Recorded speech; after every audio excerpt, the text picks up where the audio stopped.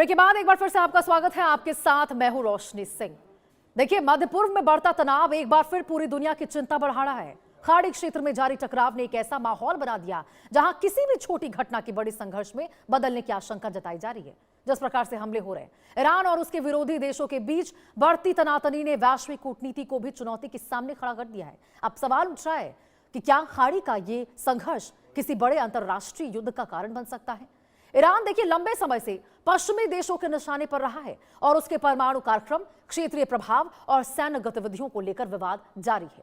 दूसरी ओर ईरान को चीन और रूस जैसे देशों से कूटनीतिक समर्थन मिलता रहा है, जबकि उत्तर कोरिया के साथ भी उसके संबंधों को लेकर अंतर्राष्ट्रीय स्तर पर चर्चा होती रही है।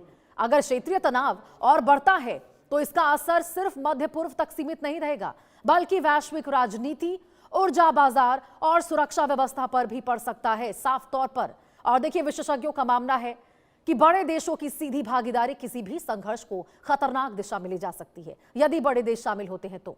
और खाड़ी क्षेत्र दुनिया के सबसे महत्वपूर्ण तेल मार्गों में से एक है और इसीलिए यहां अस्थिरता का असर पूरी दुनिया की अर्थव्यवस्था पर साफ तौर पर दिखाई दे सकता है। हालांकि देखिए, तीसरे विश्व युद्ध की संभावना को लेकर अभी कोई निश्चित निष्कर्ष नहीं निकला है, लेकिन मौजूदा हालात ने दुनिया को सतर्क जरूर कर दिया है, सावधान कर दिया है।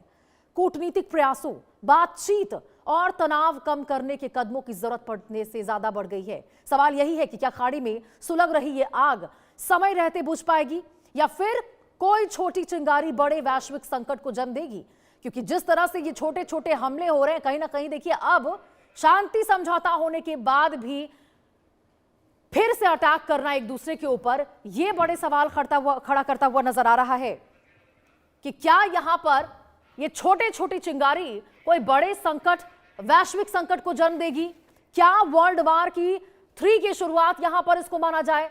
क्योंकि देखिए, दुनिया की नजर खाड़ी के हर घटनाक्रम पर है।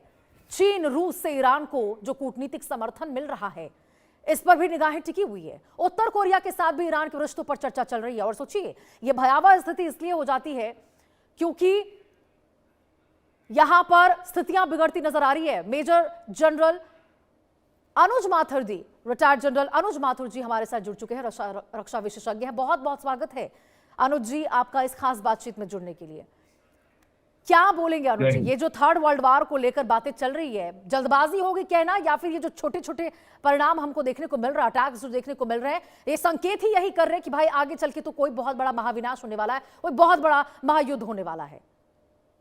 बिल्कुल आप सही कह रही हैं कि संकेत ऐसे हैं कि बड़े युद्ध की ओर शायद दुनिया बढ़ रही है। और ये संकेत सिर्फ एक जगह से नहीं आ रहे हैं, ये संकेत यूक्रेन और रूस के युद्ध से भी आ रहे हैं। तो जिस प्रकार से ये जो दायरा बढ़ता चला जा रहा है, लेकिन फिर भी मैं इस बात को कहूंगा जो आपने बाद में कही कि अब ये तीसरे विश्व युद्ध जैसी परिस्थिति बन चुकी है, ये कहना जल्दबाजी है। क्योंकि देखिए, अमेरिका की स्ट्रेटेजिक आप समझिए अमेरिका की स्ट्रेटेजी क्या है। उन्होंने एक स्ट्रेटेजी तैयार करी है कि आप हमला करें, एक और हमला करें और फिर बातचीत। आप देखिए, 8 तारीख को इन्होंने हमला किया, 9 को हमला किया और 10 को कोई हमले नहीं हुए और कहते हैं कि हम बातचीत के लिए टेक्निकल लेवल पे बातचीत होती रहेगी, ये होता रहेगा, वो होता रहेगा। तो ये स्ट्रेटेजी मुझे लगता है उन्होंने अपनाई हुई है और ये जो एस्केलेशन होता हुआ नजर आ रहा है। आप देखिए, इजराइल तक ने अभी तक कोई भी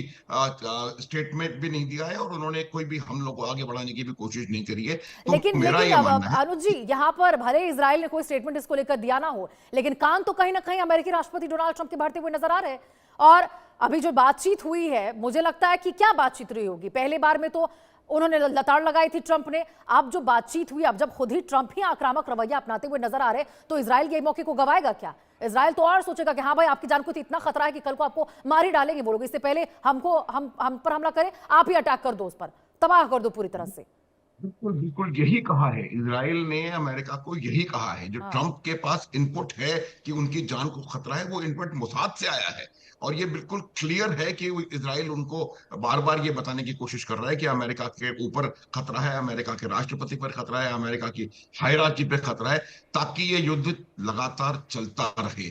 मैं ये जो कह रहा था वो ये कह रहा था कि दायरा बढ़ता हुआ मुझे नजर नहीं आ रहा है। दायरा बढ़ता हुआ इसलिए नजर नहीं आ रहा है क्योंकि आप देखिए, उन्होंने जो अब तुरंत दो बार हमला करके और तुरंत उन्होंने कहा कि टेक्निकल लेवल पे बातचीत होती रहेगी और अगर आप हमला करेंगे तो हम 20 गुना ज्यादा हमला करके आपको जवाब देंगे। लेकिन तो ये मुझे लगता है कि ये मटन जेफ जो अमेरिका कर रहा है वो शायद फिलहाल विश्व युद्ध में कन्वर्ट होने में ना रहे। उसके देखिए दो तीन वजह और है। जो रूस और चीन का लगातार सपोर्ट ईरान को है, लेकिन हम्म। किस प्रकार का सपोर्ट है उसको अगर साधारण भाषा में कहूं, जबानी जुमा खर्च, या ज्यादा से ज्यादा थोड़ी सामरिक मदद। डायरेक्टली ना रूस इसमें घुसने वाला है, ना चीन इसमें घुसने वाला है। चाइना की कल भी मैंने बताया था कि वॉर फाइटिंग फिलॉसफी है to win without fighting. To win without fighting अगर फिलॉसफी है, तो जो देश अपने खुद के लिए लड़ने को तैयार नहीं है वो फिजिकली यहाँ आने को इसमें नहीं आएगा। तो इसका विश्व युद्ध का रूप होता हुआ फिलहाल मुझे नजर नहीं आ रहा, क्योंकि और कोई इसमें शामिल होता हुआ दिखाई नहीं दे रहा। इतने हमले कतर पे हुए हैं, यूएई पे हुए हैं, सऊदी पे, जॉर्डन पे हमले हुए हैं, कुवैत पे हमले हुए हैं, लेकिन किसी ने भी रिटेलिएट उसको उन्होंने हमलों का जवाब नहीं दिया। अर्थात जो विश्व युद्ध जैसी समझ समझ के जो हम सोच कर रहे हैं, वो मुझे लगता है कि अभी जल्दबाजी होगी कहना। लेकिन रूल आउट मैं नहीं कर रहा हूं, क्योंकि हालात जो बदल रहे हैं उसका एक कारण क्या बनेगा। देखिए, इस युद्ध से सबसे ज्यादा प्रभावित वो लोग हैं जिनका इस युद्ध से कोई लेना देना नहीं। बिल्कुल। ये मार्ग बंद होने की वजह से वैश्विक अर्थव्यवस्था पर असर पड़ रहा है। पूरा आप देखिए, South Asia, South East Asia, Far East, Africa, हर जगह इसका असर पड़ रहा है। कीमतें बढ़ती जा रही हैं, महंगाई, बेरोजगारी बढ़ती चली जा रही है। तो उस कारण से हो सकता है कि कुछ और दबाव कहीं और बिल्कुल से आए। माथुर जी, क्योंकि देखिए आप कब तक किसी का फायदा उठा सकते हैं। आज आप यदि एयरबेस का इस्तेमाल करके ईरान को घुटनों पर लाने की कोशिश कर भी रहे हैं, या फिर ईरान की ओर से भी पलटवार किया जा रहा है, एक बार देखिए हर चीज का तो लिमिट होता है ना। आती जब पार होगा तो वो भी खड़े हो जाएंगे आपके खिलाफ। अब जब वो खड़े हो जाएंगे आपके खिलाफ तो ये तो आपको बर्दाश्त नहीं होगा, और उसके बाद स्थिति तो गंभीर बनेगी ही बनेगी। आप बिल्कुल बिल्कुल ठीक कह रहे हैं। देखिए, ये लगातार चलता रहेगा। लेकिन अमेरिका का जो तरीका काम करने का मुझे लग रहा है, देखिए दो तीन अमेरिका की इश्यूज हैं। एक तो एक बहुत बड़ी जो अमेरिका को दिखाई दे रहा है, जो डोनाल्ड ट्रंप को दिखाई दे रहा है, वो नवंबर दिखाई दे रहा है। नवंबर का क्या अर्थ कि नवंबर में इलेक्शंस होने वाले हैं, और वो किसी भी प्रकार से एक ऐसा माहौल वहां बनाना चाहते हैं कि वो जो है वो अमेरिका के लिए अपने लड़ रहे हैं, अमेरिका के लिए अपनी जान दे रहे हैं। ये जो ट्रंप के ऊपर जान का खतरा नजर आ रहा है, इसका कहीं ना कहीं कोई सिंपैथी, मुझे लगता है उनको लग रहा है कि इससे सिंपैथी भी उनको मिलने की संभावना हो सकती है। एक चीज वो बहुत इंपॉर्टेंट है जो अमेरिका के लिए।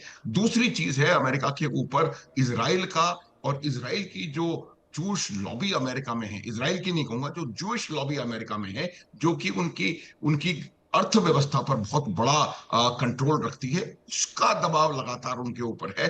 तो उस वजह से आप ये जो शुरुआत हुई है युद्ध की, देखिए वो भी शुरुआत इसी वजह से हुई है कि वो इजराइल ने कहीं ना कहीं अमेरिका को कन्विंस कर दिया था कि अभी समय है आपको ईरान को अगर सॉर्ट, क्योंकि ईरान को अमेरिका जब पिछली टर्म में ट्रंप ने जेसीपीओए को समाप्त करके डस्टबिन में फेंक दिया था, तभी से ट्रंप का जो ईरान के प्रति रवैया है वो कहीं ना कहीं क्लियर होता हुआ नजर आ रहा था।